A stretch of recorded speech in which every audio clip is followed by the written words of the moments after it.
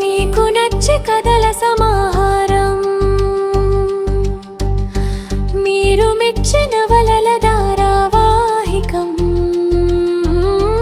వేణుల విందుగా మనసు పసందుగా కమనీయ గాథల మాలిక.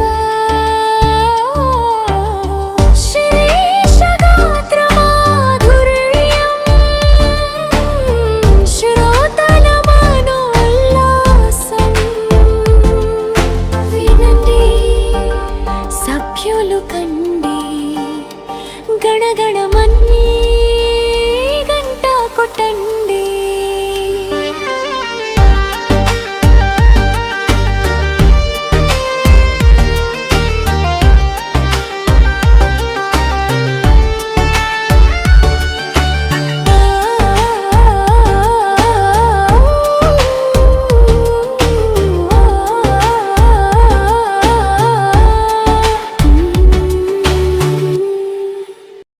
హాయ్ హలో అందరికీ నమస్కారం అండి.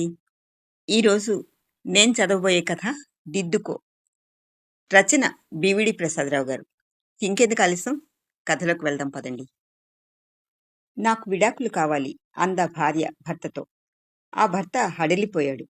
హైరాణాగా భార్య వంక చూస్తూ అస్తవ్యస్తంగా కదిలాడు. వారికి పెళ్ళయి 365 రోజులు కూడా కాలేదు. అందుకైతే ఇంకా 3 రోజులు గడవాలి. మాట్లాడరే? మళ్ళీ మాట్లాడింది భార్య. ఏం జరిగింది? అక్షరం అక్షరం కూడా తీస్తూ అడిగాడు భర్త. మీతో నేను సమాధాన పడలేకపోతున్నాను, సర్రని చెప్పింది భార్య. అర్థం కాలేదు భర్తకు. అదే చెప్పి ఏ లోటు చేస్తున్నాను అడిగేశాడు. ఘోరమైన లోటు, పూడ్చలేనంతగా విస్తరిస్తోందది చెప్పింది భార్య. విస్తుపోయాడు భర్త. నీకు శారీసు డ్రెస్సులు కొనిపెడుతున్నానుగా అన్నాడు.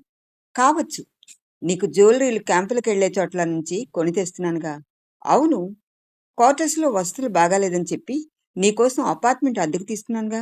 అవచ్చు, మోటార్ బైక్ సౌఖ్యంగా ఉండలేదని తలిచి మన మ్యారేజ్ డే గిఫ్ట్గా కారు కొంటున్నానుగా. ఆ భార్య పొడి జవాబులకు భర్త మరింత తికమక పడుతున్నాడు. దాంతో విసురుగా అన్నాడు, ఇలాంటివన్నీ ఎన్నెన్నో నీకై నేను చేస్తున్నాను. అది నీ ప్రేరణ ప్రమేయం లేకుండానే, నిన్ను అడక్కనే.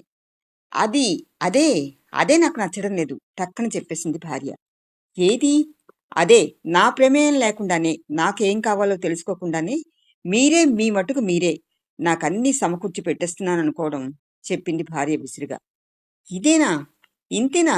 దీనికే విడాకులా? ముమ్మాటికిను నా ప్రతిపాదన సరి అయిందే.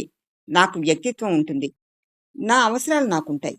పైగా సంసారం అంటే మీరు నేను మనం, అది గుర్తించండి చెప్పింది భార్య తీక్షణంగా. భర్త అదిరాడు, నిజంగానే బెదిరాడు. అప్పుడే వీధిలో ఎలక్షన్ మైకుల హోరు తమ నివాసం మీదుగా సాగుతూ ఉండడంతో వారి మధ్య సంభాషణ ఆగింది. ఆ హోరు క్రమేపీ తగ్గుతూ ఉండగా, అవును నిజమే, ఓటర్ ప్రమేయం లేకుండానే అవి ఇవి అందజేస్తామని ప్రకటనలు గుప్పించే పోటీదారుల తీరులాగానే ఉందిగా నా తీరును. చచ, గొణుక్కుంటున్నట్లుగా అనుకోగలిగాడు భర్త. భర్త సనుగుడు గ్రహించిన భార్య స్థిమితపడి భర్త వంక చూస్తోంది మెచ్చుకోలుగా. సమాప్తం.